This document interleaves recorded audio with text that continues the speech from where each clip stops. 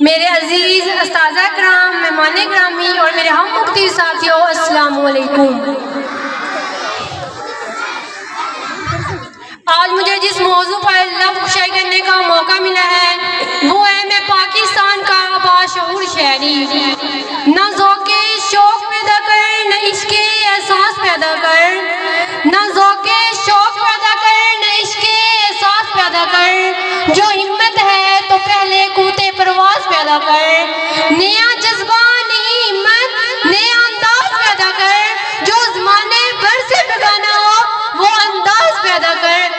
Civil مغرب تجھ کو یہاں برباد کر دے گا، سول مغرب تجھ کو یہاں برباد کر دے گا۔ تو اپنے آئینے میں مشرقی ایجاد پیدا کر۔ جناب اعلیٰ، یہ پاکستان جس نے مجھے نام دیا، یہ پاکستان جس نے مجھے پہچان دی، یہ پاکستان جس نے مجھ بے وقار کو وقار بخشا، یہ پاکستان جس نے مجھے کامرانی عطا کی، اور اس پاکستان سے مجھے عہد وفا نبھانا ہے، اور باخدا ایسے عہد وفا نبھاؤں گی کہ اپنے خون کا ایک ایک قطرہ اس ملک پر قربان کر دوں گی۔ جناب اعلیٰ، میں دیکھتی ہوں، میں سوچتی ہوں، میں سمجھتی ہوں کہ میری آنکھوں کے سامنے میرے شہر کے بچوں کو کوڑے کا ڈھیر بنا دیا جاتا ہے، تو میں عبدالستار ایسی بن کر اٹھتی ہوں، کہتی ہوں میں پاکستان کی باشعور شہری۔